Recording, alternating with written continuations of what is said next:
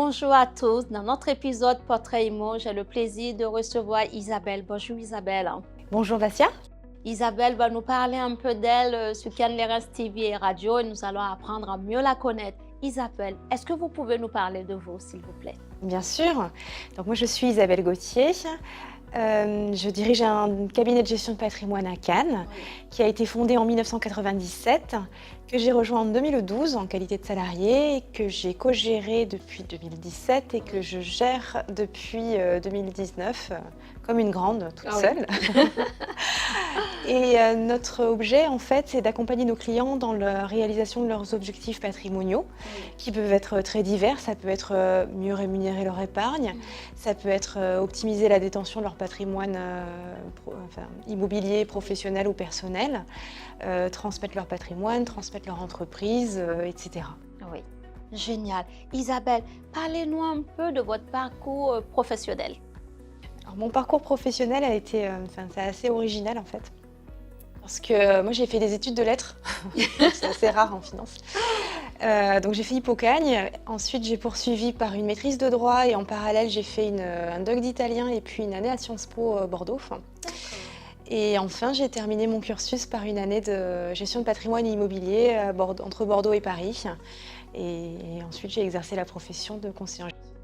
Ah ben c'est génial ça. Et lorsque vous avez décidé, comme vous dites, une faculté de lettres pour une gestionnaire, c'est pas courant, mais l'avantage c'est que voilà, ça apporte aussi une complémentarité et ça vous permet d'être beaucoup plus complète dans l'accompagnement de vos clients. Est-ce que en faisant ce parcours et en découvrant la gestion du patrimoine, vous avez pensé avoir la carrière que vous avez aujourd'hui? Comment est-ce que vous vous êtes dit, voilà, quand on regarde votre carrière aujourd'hui et quand on regarde comment vous avez fait cette année entre Bordeaux et Paris, voilà, qu'est-ce qui vous a inspiré pour arriver là?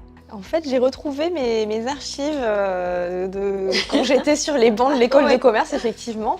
Parce que c'est vrai que je me souvenais plus trop. Il se passe quand même, c'est des années de la vie où il se passe beaucoup de choses au niveau professionnel et privé. Oui.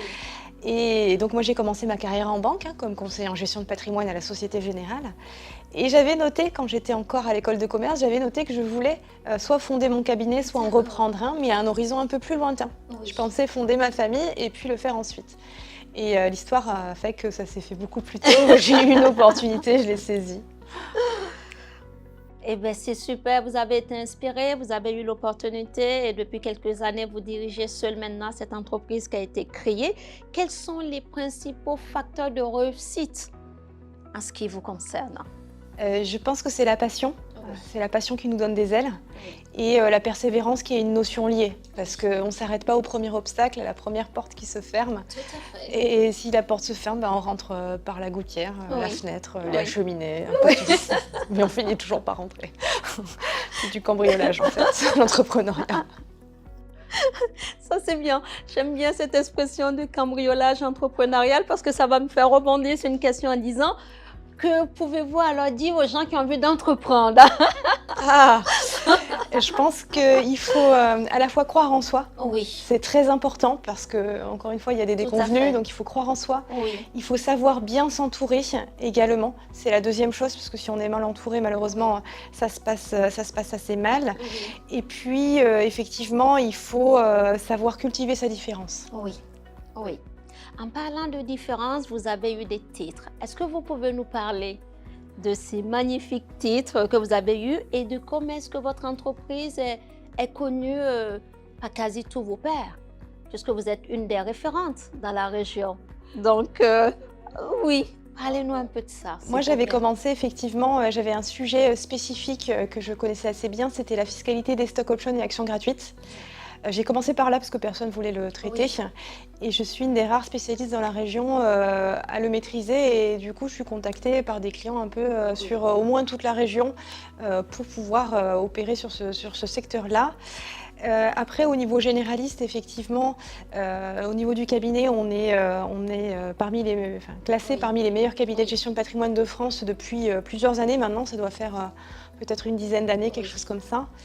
Je rédige des articles pour la presse financière spécialisée depuis 2011, donc ça fait un Oui, certain nombre d'années ça fait un maintenant. certain nombre, oui. Donc c'est gestion de fortune, Oui. la GFI et en fait plus récemment j'ai contribué pour les Échos, j'ai contribué pour Le Monde Argent qui m'a également contactée pour, faire une conférence en fait en décembre dernier.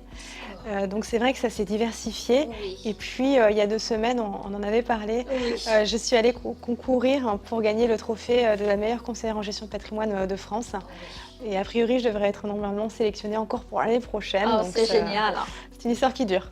Ah oui, c'est une histoire qui dure, c'est une histoire qui est belle. C'est une histoire qui est importante pour que nos téléspectateurs l'écoutent parce que oui, vous êtes une jeune femme, maman impliquée. Comment est-ce que vous arrivez à gérer aujourd'hui, de par vos engagements dans le domaine économique, le suivi de vos clients et gérer votre vie de femme mariée, de maman, avec votre vie de chef d'entreprise? Absolument. C'est, toute la problématique de l'organisation. Oui. Je pense que c'est le maître mot, c'est être organisé. Oui. Moi, j'ai de la chance d'avoir un époux, qui comprend cela et qui, prend, sa part et qui Oui. prend une grosse part des tâches ménagères. Oui. Après, il faut savoir aussi déléguer Tout à sur les fait. choses qui ne sont pas importantes Oui. pour avoir du temps, choisi et qualitatif avec sa famille. Oui, ça c'est vraiment important d'arriver à trouver cet équilibre. Aujourd'hui, Isabelle, ça fait quelques années que vous dirigez votre entreprise. Quels sont les conseils que vous pouvez apporter aux jeunes et quelles sont les valeurs RSE qui sont développées dans votre entreprise? Parce qu'aujourd'hui, on le sait, les jeunes, dès qu'on leur parle d'une entreprise, ce sont les valeurs de l'entreprise qui les importent avant même le côté financier, par moment. Donc voilà, qu'est-ce que vous pouvez nous dire là-dessus? Pour les jeunes, je leur dirais, faites ce que vous aimez. Oui, C'est pour moi le plus important, compte tenu de ce qu'on a dit tout à l'heure, les obstacles qu'on peut rencontrer. Donc faire Oui. vraiment ce qu'ils aiment, se donner les moyens de réussir, donc Oui. les moyens de leurs ambitions. Et puis effectivement, saisir les opportunités qui vont se présenter à eux. Oui. Donc ça, c'est les 3 choses. Au niveau du cabinet, sur la RSE, nous, la première valeur, c'est l'impartialité. Oui. Et c'est quelque chose de pas si fréquent dans le métier en fonction de comment il est exercé. Oui. Donc l'impartialité, c'est quoi? C'est savoir offrir les solutions qui vont être les plus adaptées aux besoins du client et non pas chercher dans les solutions qu'on a envie de vendre. Voilà. C'est une démarche en fait qui est inverse et elle est importante pour nous. Outre cette impartialité, on a l'indépendance d'esprit. Oui. On consacre énormément d'heures au niveau du cabinet à la formation Oui. et on s'entoure des meilleurs experts de France pour être vraiment pointu. Donc c'est vraiment une démarche active de notre part. Et la dernière valeur, c'est la proximité, la disponibilité pour être au plus près de nos clients et c'est une valeur qui nous tient à cœur, c'est l'humain avant tout. Oh, c'est génial. C'est vrai que de plus en plus, on entend l'humain au centre de tout. On revient sur les bases, sur les fondamentaux de l'humain dans l'accompagnement qu'on peut lui apporter. Isabelle, vous qui êtes une dirigeante inspirante, comment est-ce que vous voyez l'avenir? L'avenir, je pense qu'il y a une déferlante qui arrive, c'est l'intelligence artificielle. Oui.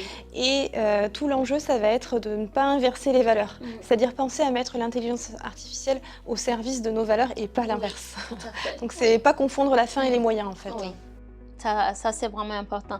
Quelle est l'anecdote que vous souhaitez partager avec nous de tout ce que vous vivez dans le domaine économique de notre région et au-delà?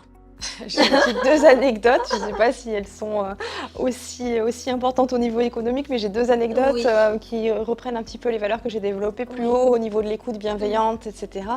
La première valeur, en fait, moi, c'est quelque chose qui nous est arrivé il y a une vingtaine d'années, donc ça date, mais ça nous a marqué. Oui. On a un prospect qui a franchi notre porte, qui avait pris rendez-vous, Oui. et c'était un monsieur qui avait de la prestance. On sentait qu'il avait un métier de pouvoir, mais on ne savait pas exactement Oui. lequel. Et en fait, parce qu'il ne nous avait pas précisé sa profession exacte. D'accord. On savait qu'il était cadre, mais on ne Oui. savait pas beaucoup plus. Et donc, on a discuté, etc. Il est devenu client et en fait, c'était le numéro 3 d'une très grande caisse régionale de banque. D'accord. Donc, on a été très flattés parce que c'est vrai que c'est théoriquement des services qu'il devrait avoir en interne. Oui. Il nous a préférés à ses propres services, donc c'est vrai qu'on était assez flattés. Il est toujours Oui. client. On a ses enfants et ses petits-enfants. Oh, c'est Donc ça, c'est génial. une très belle anecdote. Et j'en ai Oui. une autre qui est très rigolote, donc je vais la donner. J'en ris d'avance. Donc je fais une conférence dans les locaux du LCL. sur le plan d'épargne retraite. D'accord. Et dans l'assistance, bon, bah, ça avait quand même assez plu. Et il y a un homme qui vient me voir et qui me dit, qui me félicite pour ma prestation. Donc j'étais très contente. Il me dit, Oui. donnez-moi votre carte, je vais vous recontacter, je vous oublierai pas. Mais bon, c'est souvent qu'on distribue des cartes et Oui. parfois il se passe rien. Tout Donc à je lui donne ma carte, il ne se passe rien. Je fais mes déclarations d'impôts, etc. Et non. 2 ans plus tard, appel au cabinet, c'était lui. Je me souvenais à moitié, Oui.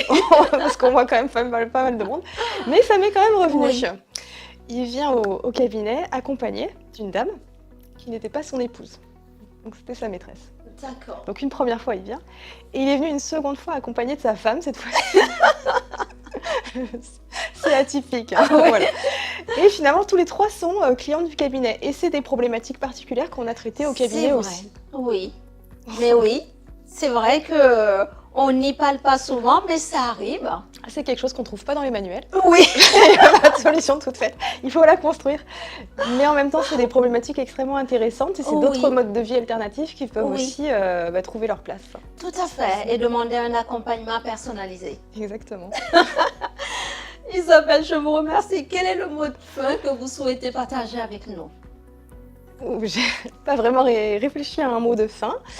Je pense qu'effectivement, il faut savoir vivre ses rêves. Oui, vous avez raison. Savoir vivre ses rêves, c'est le mot que je vais retenir.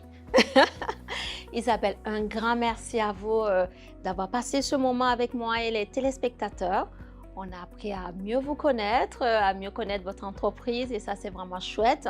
On a pu voir que l'humain est au centre de vos préoccupations ainsi que celles de vos collaborateurs, que vous êtes toujours dans la qualité du service que vous apportez à votre clientèle, que vous les fidélisez, peu importe finalement la vie qu'ils choisissent d'avoir. Hein. Exactement. Et ça, c'est vraiment super important. Merci à vous de nous avoir suivis. Je vous souhaite une excellente journée. À très bientôt sur Cannes Les Reims TV et Radio dans un autre de nos épisodes. Merci. Merci encore Isabelle. Merci encore, Vassia.